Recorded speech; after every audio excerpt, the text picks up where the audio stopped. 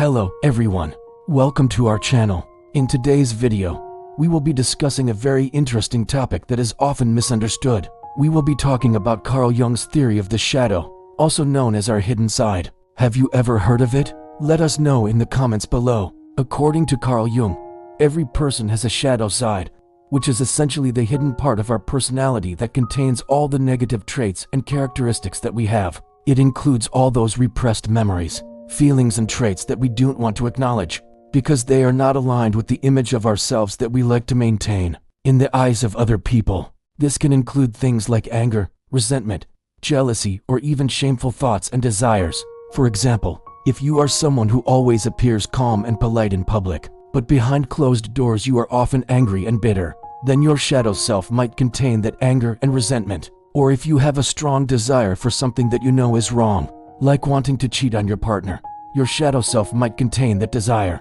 But why do we repress these negative traits and characteristics in the first place? According to Jung, it is because they don't feel good. We all want to see ourselves as good and moral people, and so we repress the parts of ourselves that we see as bad or evil. But by doing so, we don't actually get rid of these traits. They still exist in our subconscious mind, and they can manifest themselves in ways that we don't want or expect. For example, we might act out our anger and resentment through passive-aggressive behavior, or we might find ourselves drawn to things that we know we should avoid. So what can we do to deal with our shadow side? One way is to become aware of it.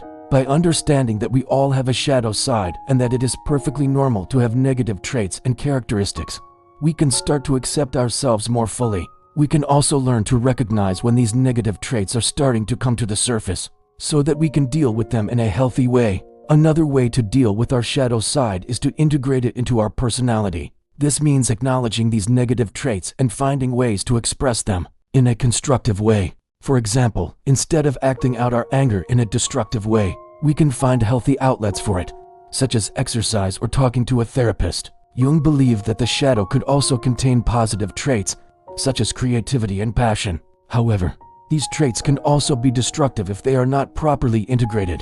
For example, someone who is highly creative may also be highly destructive. Someone who is passionate may also be highly jealous or possessive. So it is important to find a balance between embracing the positive aspects of our shadow side and keeping the negative aspects under control. Let's take an in-depth look at Jung's theory of the shadow. He believed that the shadow is a part of the psyche that contains all of our repressed traits and characteristics, both positive and negative. He believed that these traits develop in early childhood and that they are influenced by our experiences and interactions with other people. As we grow up, we learn what is considered acceptable behavior and what is not, and so we repress the traits that are not acceptable, stuffing them down into our subconscious minds. Jung believed that this repression is necessary because these traits are too overwhelming for us to handle at a conscious level. They are too painful, too shameful, or too unacceptable. But by repressing them, we don't actually get rid of them. They still exist in our subconscious mind, and they can manifest themselves in ways that we don't want or expect. One way that our shadow can manifest itself is through our dreams. Our dreams are the only time where we can safely let go of our conscious personality and explore the depths of our subconscious mind. That is why we often dream about things that we find scary or disturbing. It is because these things represent the parts of ourselves that we have repressed. Another way that our shadow can manifest itself is through our relationships with other people. Have you ever met someone who just rubs you the wrong way? You can't stand to be around them, but you can't figure out why. Well, it could be because they bring out the worst in you. They trigger the negative traits and characteristics that are lurking in your shadow side. The same is true for our relationships with romantic partners. Sometimes we get attracted to people who are not good for us. We know it, yet we can't help but feel drawn to them. It is because these people allow us to explore our shadow side without fear of judgment. They give us the freedom to be our true selves, even if that means acting out our negative traits. As mentioned earlier, Jung believed that the shadow can also contain positive traits.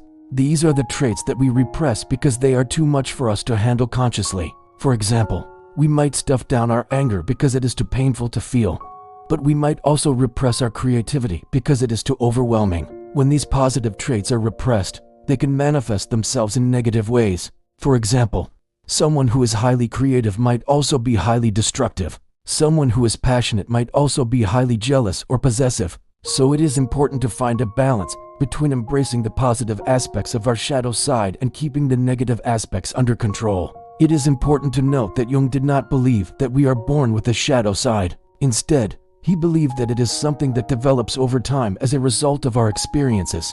This means that we have the power to change our shadow side.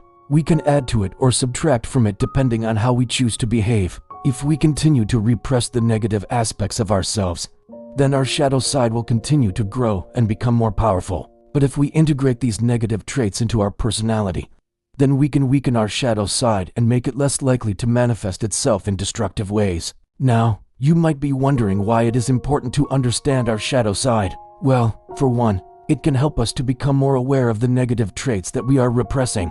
By becoming aware of these traits, we can start to accept ourselves more fully and deal with them in a healthy way. Additionally, understanding our shadow side can help us to become more aware of the projections that we are making onto other people. As we know, we often project our negative traits onto those around us and then become upset when they behave in ways that are consistent with those traits. For example, if we are highly critical, we might project that trait onto someone else and then become upset when they are critical of us. But if we understand that we are the ones who are being critical, then we can start to correct our behavior and become more aware of our own thoughts and feelings. Ultimately, Jung believed that the goal of life was to become whole and complete individuals, and that meant integrating our shadow side into our personality. It is not easy to do, but it is possible with hard work and dedication. So if you are struggling to accept yourself or others, it might be helpful to take a look at your shadow side. There is a good chance that there are some negative traits that you are repressing that need to be brought to the surface in order for you to become the best version of yourself. We hope you found this video helpful and informative. If you enjoyed it, please show your support. Also, feel free to share any thoughts or insights you have on Carl Jung's theory of the shadow. Thanks for watching.